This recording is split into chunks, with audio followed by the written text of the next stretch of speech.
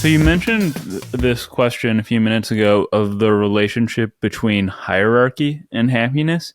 And I spoke a month or two ago with Nicholas Christakis of Yale, whose work I know with James Fowler on social networks you've cited. And maybe we'll come back to that. But Nicholas Christakis also wrote a book about what makes or what the cultural universals are of successful cultures. So what makes a good society. And one of the things he identified is that not extreme hierarchy. So we don't want tyrants, but all good operating functional societies. And I don't want to put these words into his mouth because I'm sure that he would have a much better way of putting it than I do. But they all have, and this is his phrase, mild hierarchy involved somewhere. And the question that I'm particularly curious about, and I'm not sure whether this ought to fall under anthropology or some other category, is how, on your reading, happiness is connected to the socioeconomic system under which a person lives. And I'm wondering here about capitalism, socialism, communism, and the like. And just to add a little bit more context to why I'm curious about this. One, I interviewed the Marxist economist Richard Wolff recently, who is very adamantly anti-capitalist and pro-socialist. And then the other reason is I'm currently reading a book on the history of genocide.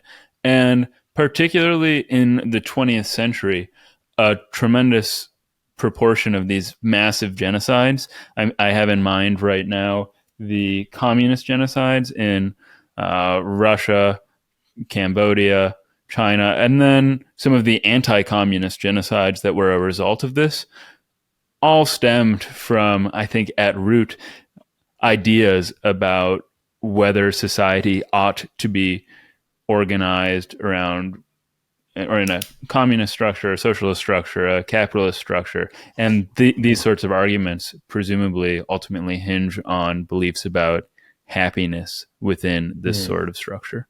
Right. Yeah, look, there's obviously a lot to say here.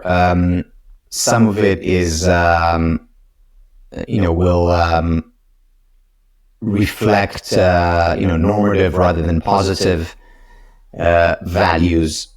But there still is a lot of empirical evidence that is worth mentioning. And the first one is, if you look at the happiest countries in the world, or if you look at the ranking and you look at the least happy countries in the world, there are countries that are either communist countries or ex-communist countries. So the impact of communism has not just been for the time that it was there. It actually follows generations after. Now, as people are hearing this, as many people from philosophy departments hear this argument, they would say, but look at what capitalism has done. And just look at the history of the 19th century. And again, the capitalist would respond to that, well, capitalism inherited rather than created poverty. And that's at least in part a valid point.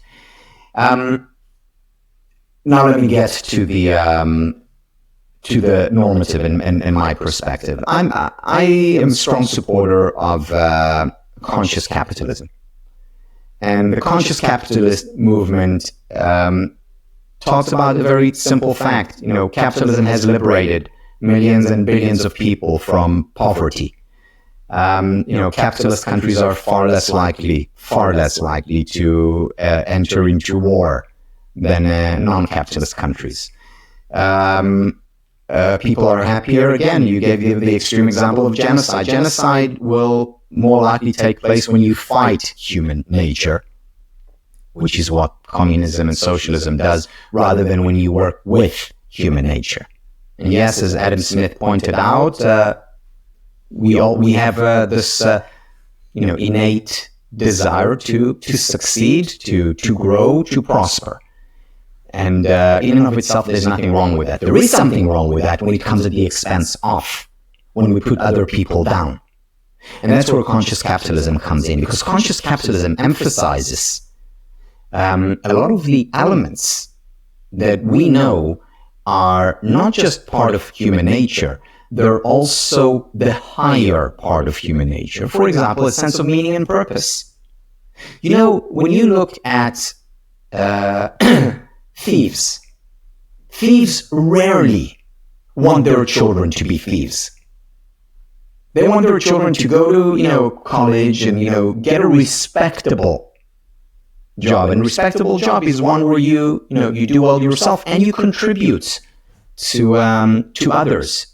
Yes, we have the selfish gene, but then we also have the generous gene. That's why, again, I don't subscribe to that you're either selfish or selfless. You're self-full. This is what I think that conscious capitalism is all about. It's bringing these two ideas together. So am I happy with cutthroat, robber baron approach to the free market? No. Do I think that capitalism has proven to be a lot more effective than socialism? Absolutely yes. And to my mind, conscious capitalism takes the best of both worlds. Looks at human nature, looks at our higher nature and focuses on that and accentuates that.